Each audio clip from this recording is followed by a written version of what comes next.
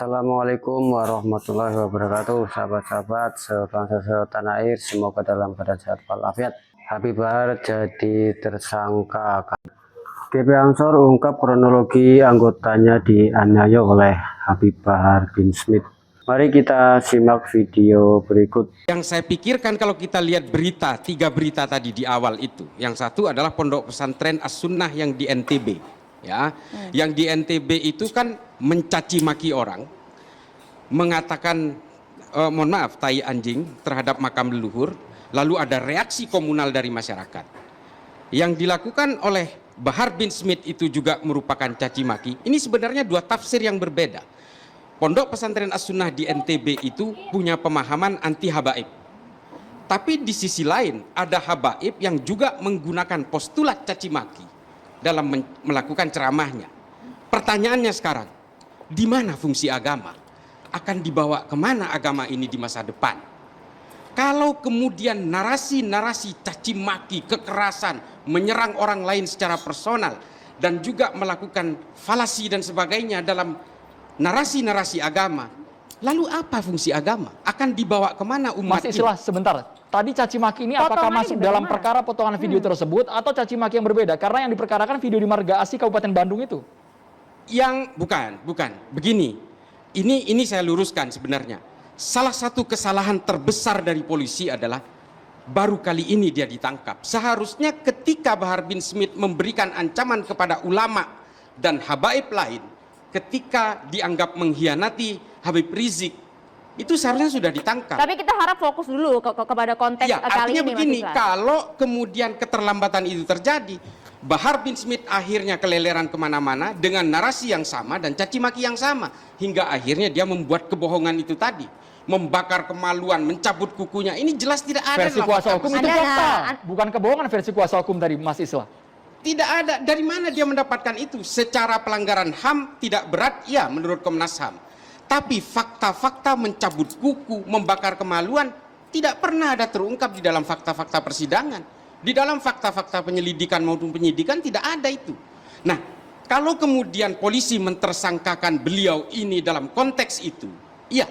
Tapi ini semua adalah keterlambatan pihak kepolisian karena dia terlalu memberikan waktu untuk menyuarakan caci maki dan kekerasan itu di mana-mana.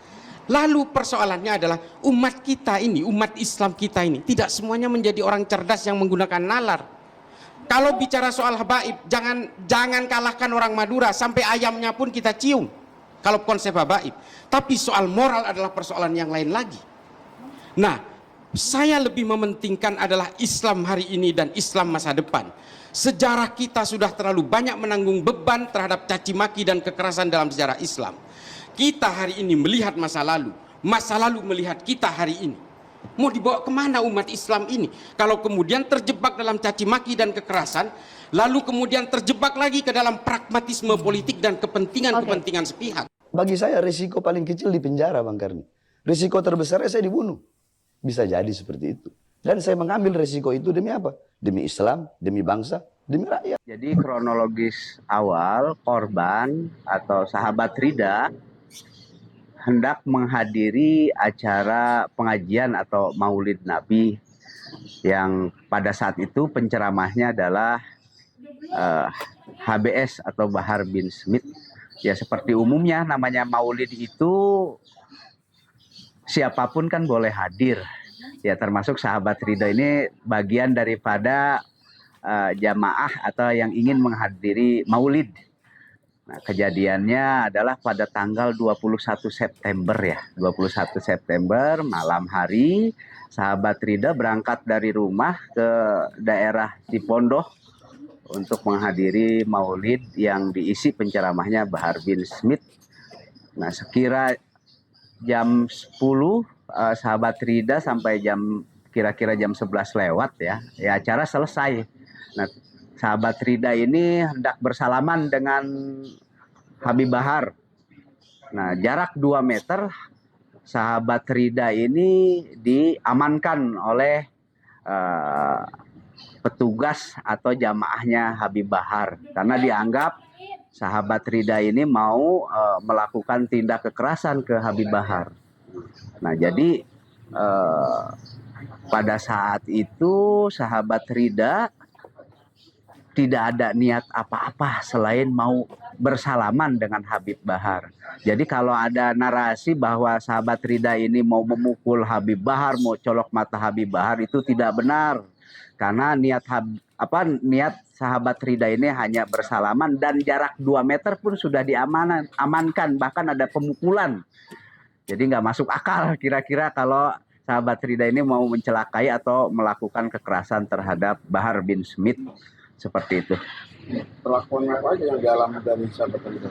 Nah, luar biasa sahabat Rida ini setelah diamankan atau istilah lainnya di fitting ya di lokasi atau di depan panggung acara, di situ sudah terjadi pemukulan sampai dibawa ke rumah salah satu yang hari ini sudah jadi TSK namanya MA.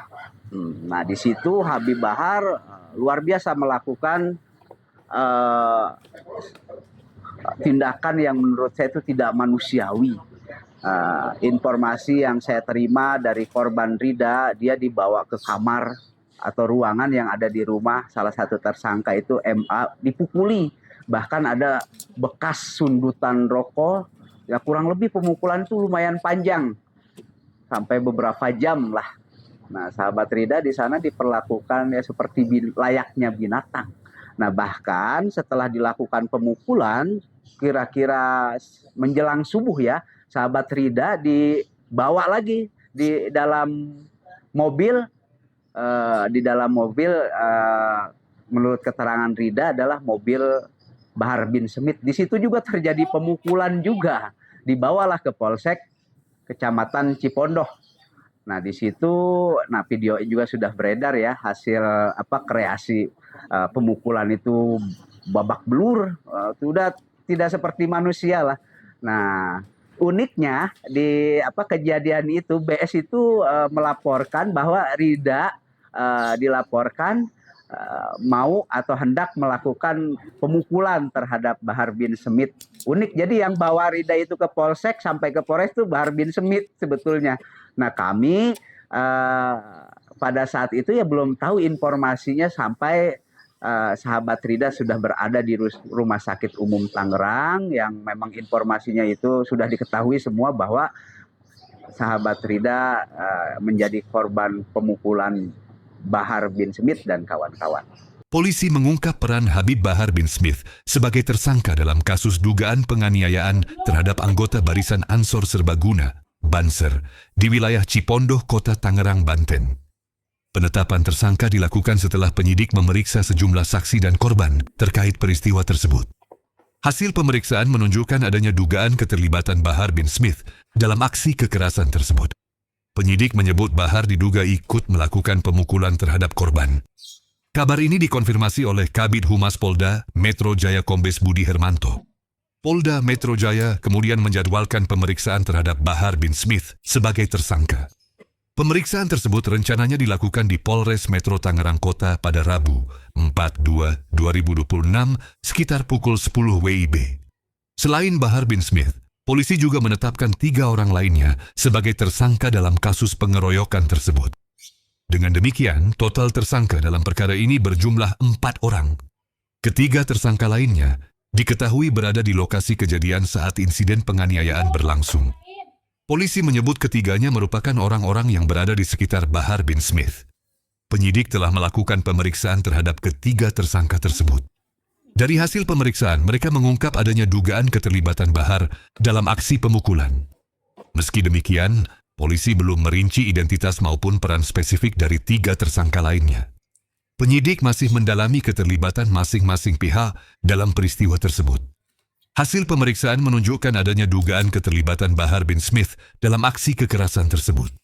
Penyidik menyebut Bahar diduga ikut melakukan pemukulan terhadap korban. Kabar ini dikonfirmasi oleh Kabid Humas Polda Metro Jaya Kombes Budi Hermanto pada Selasa 3 Februari. Polda Metro Jaya kemudian menjadwalkan pemeriksaan terhadap Bahar bin Smith sebagai tersangka. Selain Bahar bin Smith, polisi juga menetapkan 3 orang lainnya sebagai tersangka dalam kasus pengeroyokan tersebut. Dengan demikian, total tersangka dalam perkara ini berjumlah 4 orang. Ketiga tersangka lainnya diketahui berada di lokasi kejadian saat insiden penganiayaan berlangsung. Polisi menyebut ketiganya merupakan orang-orang yang berada di sekitar Bahar bin Smith. Penyidik telah melakukan pemeriksaan terhadap ketiga tersangka tersebut.